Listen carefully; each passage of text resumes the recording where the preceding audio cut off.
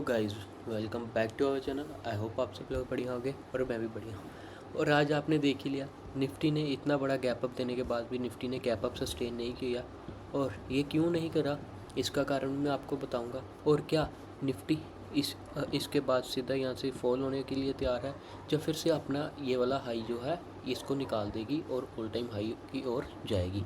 ठीक है, मैं ये वीडियो में पूरा बताऊँगा आपको। अभी आप बने रहना बस। अभी पहले हम बात कर लेते हैं आज निफ्टी में हमें सेलिंग क्यों देखने को मिली। ठीक है, इतना बड़ा गैप अप होने के बाद भी लगभग 200-250 पॉइंट का गैप अप था निफ्टी में। ठीक है, उसके बाद भी ये देखो, हाँ 270 पॉइंट के आसपास का गैप अप था, उसके बाद भी हमें सेलिंग देखने को क्यों मिली निफ्टी और बाकी पूरे मार्केट में। सबसे पहली बात, कल थी जीएसटी की मीटिंग थी। ठीक है, जीएसटी में काफ़ी सुधार किया इन्होंने, काफ़ी पॉजिटिव चीज़ें आई हैं जीएसटी में। ठीक है, जो कि क्योंकि हेल्थ सेक्टर था, जो हेल्थ सेक्टर पे और लाइफ इंश्योरेंस पे, health insurance and life insurance पे उन्होंने जीएसटी बिल्कुल ज़ीरो कर दिया। ठीक है, जो कि पहले 18% होता था। ठीक है, 18 से अभी इन्होंने बिल्कुल ही ख़त्म ही कर दिया। ठीक है, इसकी वजह से आज पहले LIC वगैरह सभी ऊपर थे, उसके बाद फॉल हो गए, वो भी मार्केट की वजह से, मार्केट की कंडीशन की वजह से अभी। ठीक है, और क्या हुआ है निफ्टी में। ठीक है, निफ्टी में देखो, निफ्टी में जो इतना बड़ा गैप अप दिया वो सस्टेन करने का एक सीधा सीधा कारण था, हर एक रिटेलर को पता था। ठीक है, रिटेल ट्रेडर को पता था कि जीएसटी की न्यूज़ आई हुई है, पॉजिटिव न्यूज़ है और मार्केट बढ़ने वाला है। ठीक है, हर एक रिटेल ट्रेडर को पता था इसके बारे में। ठीक है, हर एक आदमी क्या कर रहा था, जैसे गैप अप हुआ बाइंग की ओर जा रहा था, बाइंग की ओर हर एक आदमी बाइंग के सोच रहा था, जो कि काफ़ी गलत था। ठीक है, हमारे पॉइंट ऑफ व्यू से वो सही था, लेकिन ठीक है न्यूज़ की वजह से मार्केट को ऊपर जाना चाहिए था। लेकिन जो बिग प्लेयर्स होते हैं, बिग मनी जो होती है, वो हमेशा क्या चलती है, रिटेल के ऑपोजिट चलती है। ठीक है, रिटेल ट्रेडर्स बाइंग का सोच रहे थे और ये वाले बिग इंस्टीट्यूशनल ट्रेडर्स ये सेलिंग का सोच रहे थे। ठीक है, ऐसा ही हुआ था कुछ हमारे साथ इलेक्शन वाले दिन में भी। ठीक है, इलेक्शन पे भी हमारे साथ ऐसा ही हुआ था कुछ, आपको याद होगा तो। ठीक है, 21 जून की बात है। ठीक है, 21 जून की बात है, ये रही कैंडल, सॉरी 4 जून की बात है। 21 जून में दिमाग में पता नहीं क्यों आया, 4 जून की बात है। ठीक है, वहाँ से हाँ 21 जून को मार्केट ने बॉटम बनाया था, 21 को, हाँ 21 को बॉटम बना दिया था उसने। 4 जून को भी क्या होता है मार्केट में, मार्केट इतना बड़ा गैप अप देती है। ठीक है, ऑल टाइम हाई लगा देती है मार्केट अपना इस गैप की वजह से। और गैप अप के अगले दिन क्या होता है, मार्केट 10% से ज़्यादा क्रैक्ट कर सकती है। ठीक है, 10% के आसपास क्रैक्ट कर सकती है। ठीक है, 8.5% मार्केट ने क्रैक्ट किया और मिड कैप्स लगभग 20% नीचे थे। ठीक है, शेयर्स काफ़ी ज़्यादा डाउन थे। और अगले दिन ही क्या होता है, मार्केट में फिर बाइंग आ गई। ये क्या इंडिकेट करती है कि क्लियर मैनिपुलेशन है मार्केट में। ठीक है, ये सारी की सारी मैनिपुलेशन है कि पहले रिटेलर्स का पैसा खाया, उसके बाद ऑल टाइम हाई लगा दिया 1-2 दिन में ही। ठीक है, ये सारी चीज़ यही है, क्योंकि यहाँ पे भी हर एक रिटेलर बाय कर रहा था। ठीक है, अभी हर एक आदमी बाय करेगा, कोई तो सेल करने वाला होना चाहिए ना। यहाँ पे भी सेम सिनेरियो बना। ठीक है, इलेक्शन पे भी, और आज भी हमारे पास वही सेम सिनेरियो बना है। ठीक है, और मैं ऐसा इतना यकीन के साथ क्यों कह सकता हूँ, क्योंकि मैं इतना बेरिश नहीं लग रहा मुझे अभी मार्केट। ठीक है, मार्केट आज होता ना, अगर मार्केट जितना गैप अप खुलता ना, पूरा ही मार्केट वो नेगेटिव हो जाता। ठीक है, चाहे मार्केट 25-200 के यहाँ तक भी खुलता ना, यहाँ से लेके यहाँ तक भी अगर मार्केट खुलता, तब भी वो नेगेटिव में ही क्लोज करता, क्योंकि हर एक आदमी बाइंग कर रहा था और बड़े प्लेयर्स ने हमसे उल्टा चलना होता। ठीक है, लेकिन आज का मार्केट ट्रेड करने लायक बिल्कुल नहीं था। प्रीमियम मेल्ट हो रहे थे इतनी गंदी तरह से, निफ्टी का तो मुझे पता नहीं, लेकिन सेंसेक्स में काफ़ी ज़्यादा मेल्ट हो रहे थे प्रीमियम, और जितना ज़्यादा खास प्रॉफिट भी नहीं हुआ कुछ खास। ठीक है, तो आज तो मज़ा ही नहीं आया ट्रेड करने का। आई होप कि कल का दिन बढ़िया होगा, क्योंकि कल कोई न्यूज़ नहीं होगी। जितने लोग BTST लेके गए होंगे कॉल, उनका तो प्रॉफिट हो गया, लेकिन उसके बाद जो कॉल में घुसे सुबह सुबह, ठीक है, उसके बाद वो सभी ने लॉस ही खाया। ठीक है, और कल क्या करेंगे, अभी जब सब नेगेटिव हो गए हैं, ठीक है, हो सकता है कल से ये फिर से ऊपर चला जाए, ठीक है, कल से फिर हमें बाइंग की ओर बाइंग देखने को मिल जाए, ठीक है। अभी हम प्लान करते हैं कल का। अभी तो मैंने समझा दी ये पूरा डेली टाइम फ्रेम पे। अभी हम 15 मिनट के टाइम फ्रेम पे आ जाते हैं। 15 मिनट में अगर हम देखेंगे निफ्टी ने क्या किया, निफ्टी ने एक बड़ी रेड कैंडल बनाई सुबह, ठीक है, उसके बाद उसको ही फॉलो करा उसने, उसके बाद उस लेवल तक आई ही नहीं, ठीक है। उसके बाद ये कि सेलिंग कंटिन्यू रही मार्केट में, वन वे ट्रेंड रहा मार्केट में। लेकिन ये वन वे इतना मतलब लगता नहीं था कि हाँ सेलिंग की साइड हमें आज ट्रेंड देखने को मिल सकता है, ठीक है। और सेलिंग की साइड मैं भी इतना नहीं कमा पाया, ठीक है, इतना नहीं बना मेरा जितना बनना चाहिए था, ठीक है। और सेलिंग में आई तो मार्केट ने बिल्कुल ही मज़ा नहीं दिया। पहले तो मुझे लगा कि हाँ भी मार्केट के पास ये सपोर्ट है, हो सकता है इस सपोर्ट के बाद ये इस लेवल के आसपास आके मार्केट फिर से यहाँ से रीटेस्ट करके बाउंस बैक कर जाए और फिर से डे हाई के आसपास आ जाए। लेकिन ऐसा नहीं हुआ। मार्केट ने क्या किया, डे लो पे डे लो तोड़ता ही गया, जो डे लो बनाया उसको तोड़ता ही जा रहा था मार्केट।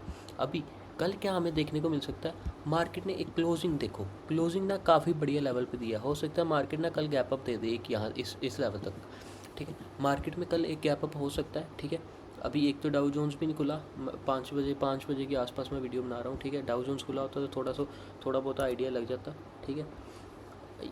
अभी कल मार्केट गैप अप दे सकता है। गैप अप के साथ हमें क्या होगा, गैप अप के साथ हमें वन वे ही बाइंग दिखने को मिल सकती है अगर बड़े प्लेयर्स ने मार्केट को ऊपर लेके जाना है, ठीक है। अगर रिटेलर्स के ऑपोजिट जाना है तो हमें बाइंग के साथ ही गैप अप के साथ ही इस लेवल के आसपास गैप अप के साथ ही हमें बाइंग देखने को मिल सकती है और मार्केट ये लेवल भी वन वे में निकाल देगा, ठीक है। हो सकता है अगर मार्केट कल गैप डाउन हो गया, एनी हाउ गैप डाउन हो गया, ठीक है, हम कुछ कर नहीं सकते।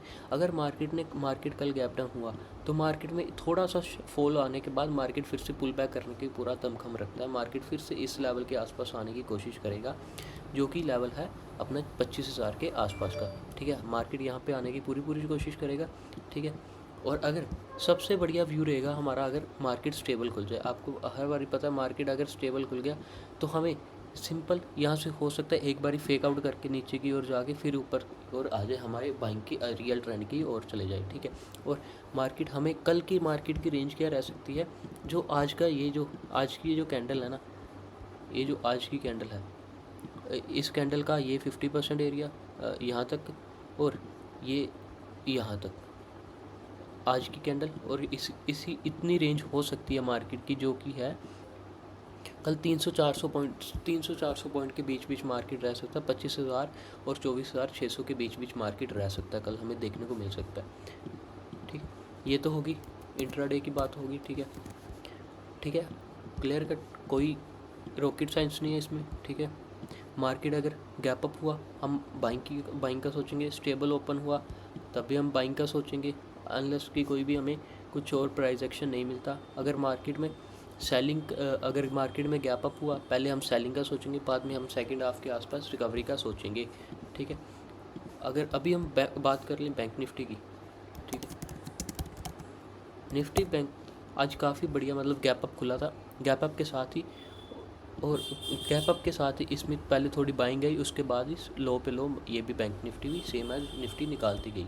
अभी हम बैंक निफ्टी को कल कैसे ट्रेड कर सकते हैं, बैंक निफ्टी में भी हमारा सेम सिनेरियो रहेगा। जब तक मार्केट बैंक निफ्टी इस लेवल को नहीं तोड़ लेती, ठीक है, जो कि लेवल है 54,300 का लेवल, 310 का लेवल, और जब तक मार्केट इसको नहीं निकालेगी तब तक हम बाइंग का कुछ ऐसा नहीं सोचेंगे। और अगर मार्केट आज के डे के लो नीचे जाती है, डे लो के नीचे जाती है, तो हम थोड़ा सेलिंग में जाके फिर बाइंग का सोच सकते हैं। हो सकता है मार्केट में रिवर्सल कुछ आ जाए, ठीक है, कल हो सकता है रिवर्सल आ सकता है मार्केट में, ठीक है, पॉजिटिव रह सकती है मार्केट। और आज का मार्केट तो हमने देख लिया, बिल्कुल चोपी मार्केट था, बिल्कुल मज़ा नहीं आया मार्केट में।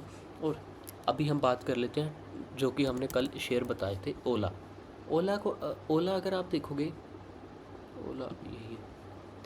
ओला में आज क्या हुआ है, जैसे कि मैंने कल आपको बोला था कि सेम एज वैसे ही हुआ, ठीक है। ओला में मैंने आपको कहा था कि हो सकता है कल की जीएसटी में कुछ ओला के लिए पॉजिटिव ना आ पाए, और नहीं रहा। ईवी सेक्टर के लिए जो ईवी सेक्टर के लिए जो कि जीएसटी 5% थी, वो सेम ही रही है 5% के आसपास, 5% ही रही है बिल्कुल ही, ठीक है। इसकी वजह से ओला में क्या हुआ, ओला में थोड़ी प्रॉफिट बुकिंग देखने को मिली है। और आपको मैंने क्लियर कट कल बोला था मार्केट अपने रेजिस्टेंस जोन के पास भी है, ठीक है। ये रेजिस्टेंस जोन था मार्केट इसका ओला का, और ओला हो सकता है फॉल भी करे, कल प्रॉफिट बुकिंग आ सकती है। और ओला में मैंने जितना प्रॉफिट था सभी बुक कर लिया, हो सकता है एक आधा दिन ऊपर जाके फिर सेलिंग की ओर आ जाए, लेकिन ऐसा होना नहीं चाहिए, ठीक है।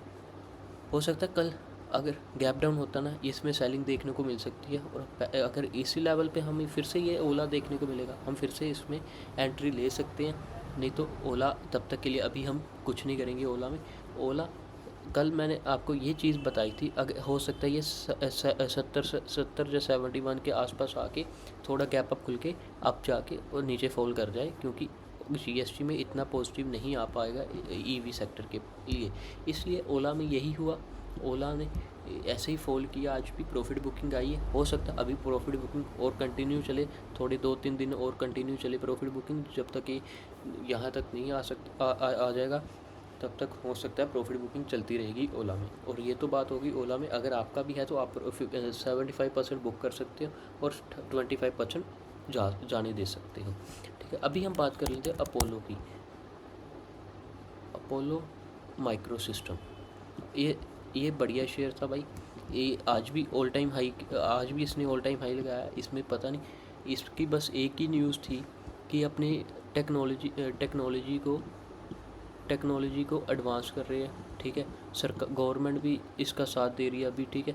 इसलिए ये हाई पे हाई तोड़ता ही जा रहा है, ठीक है। हो सकता है ये कल भी मोमेंटम कर जाए, लेकिन एक चीज़ याद रखना, जो शेयर वर्टिकल जाता है ना, उसमें प्रॉफिट बुकिंग भी वर्टिकल ही आती है, ठीक है। वो नहीं होगा, ऐसा नहीं होगा।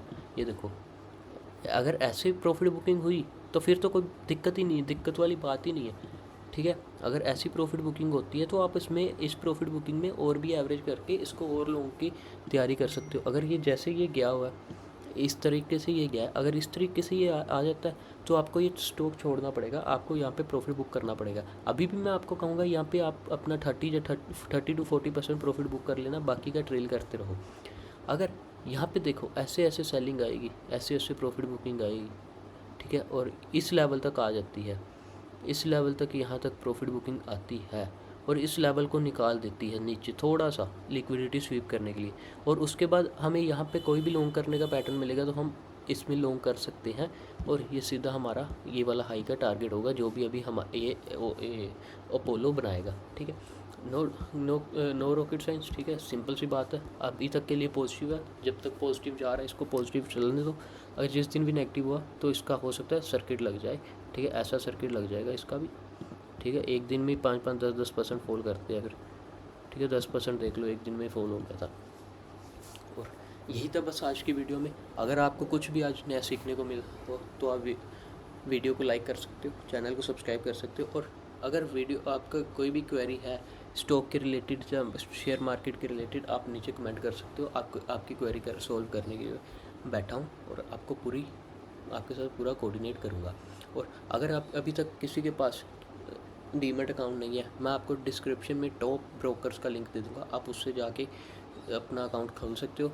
वन इज़ थन and second one is angel one, आप दोनों में से किसी को भी चूज़ कर सकते हो।